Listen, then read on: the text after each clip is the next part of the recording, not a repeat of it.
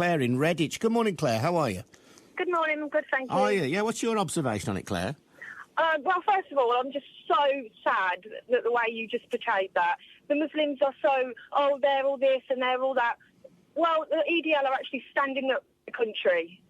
Not many people are prepared to do that. Well, Claire, when you say you were sad about how I portrayed it, I mean, if you're a Muslim now and you're not an extremist Muslim, you will have witnessed attacks in the West Midlands, including explosive devices, bombs, attacking places of worship around the West Midlands. And you will know that on radio phones like this, people ring up and express sometimes quite vitriolic attitudes towards Muslims. Now, if you're an ordinary Muslim, not an extremist, wouldn't you be feeling a little bit tender right now? If you was ordinary Muslim and not an extremist, wouldn't you be with the EDL? Because you'd be against everything that they're against. Well, would you? Would you be with an organisation whose supporters have in the past shouted very rude slogans about Allah, which I've heard and witnessed myself, an organisation whose supporters hold up banners saying things like "No more mosques"? If you're a Muslim, Claire, would you honestly stand alongside people who are saying they didn't want any more of your places of worship? Why do they need more mosques? I'm sorry, we don't go and build churches everywhere that's a country that's got Sharia law. We wouldn't be allowed to do it. Well, if you're a Muslim, Claire, let me answer you. Claire, let me answer your question, if I may. If you're a Muslim in the West Midlands and there isn't a mosque near you, or your local mosque is bursting to capacity, why the hell shouldn't you have another mosque? Why not? What's your problem with... Do we have churches built? No, they're being closed because nobody goes. And they're being turned into Islamic centres. Well, whose fault... Hold on a minute. Claire, whose fault is that? Who's responsible? You'd find it's everybody's in the country that can't be bothered to stand up for their own country. They let it just happen. Well, do you think going to church is a patriotic act, then? No, going to church is your own belief, isn't it? Well, quite. And if not enough Christians want to go to church, or we don't have enough in the country, then why shouldn't, in the same way that restaurateurs sometimes take over churches and the way that bars sometimes take over churches, why shouldn't Muslims take them over? If they've got no use as churches, why shouldn't they become mosques? Why do they need to be made into mosques? Why do they need to be made Islamic centres? Why can't they be made for youth clubs? My question is... to have somewhere to go in the country that's nice, that's happy, friendly. No of this all trouble and we hate these and we hate them. Why can't it all just be nice? Well, you say, why should they be turned into mosques? I'm putting the question to you, Claire. Why shouldn't they?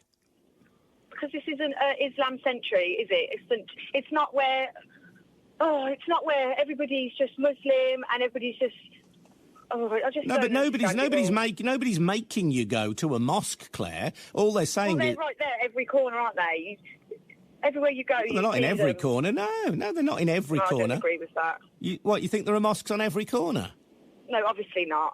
You're just making that sound silly now. Why shouldn't Muslims have places of worship, and why shouldn't, if they're a growing population... I'm not saying they shouldn't, obviously. Everyone is entitled to go somewhere they believe in their own God, aren't they? So why shouldn't there be more mosques, then? Why is there a need for more? Why isn't there enough? Because we have a growing Muslim population, Claire. Well, I don't agree with that either. I think that's wrong. You don't agree with it? What, you don't agree with Muslims having babies? Oh, obviously not that. For God's sake, well, turn it round to be something like that. Well, I'm trying to understand what you mean, that you don't agree with a growing Muslim population. How would you propose, then, to deal with a growing Muslim population? There is no way to deal with it, is there? It's just, we don't want... Well, we're just... Oh, I don't even know how to explain it. I'm sorry. But I just don't agree. I don't agree with everything that's the terrorism, that's bombing our country. The government don't seem to care. Oh, it's just everything annoying about the country, isn't it? I'm going to go tomorrow. I'm going to stand for my country. I'm going to stand there and I don't want Sharia law. I don't want Muslims taking over our country. David Cameron doesn't give a crap about anything. Where's the evidence that Muslims are taking over our country, Claire?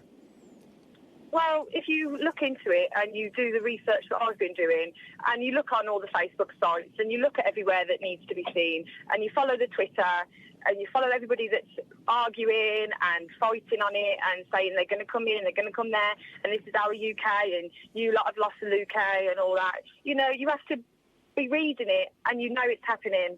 But if you lay there and you just ignore it all, before long it'll be too late. So what will happen then? If we do nothing and we don't stand up for our country, when it's too late, what will have happened? I dread to think. I don't even want to think about that day. I just hope that everybody can find some kind of peace. I'm just trying to understand what you mean, though. It'll be too late. What will happen when it's too late? Well, I don't think that's really something I should go into on the radio. That's my own personal thoughts and beliefs, and it's not something that I'm willing to be slated about for that I think. So, Claire, thanks for joining us on BBC WM this morning. Claire in Redditch.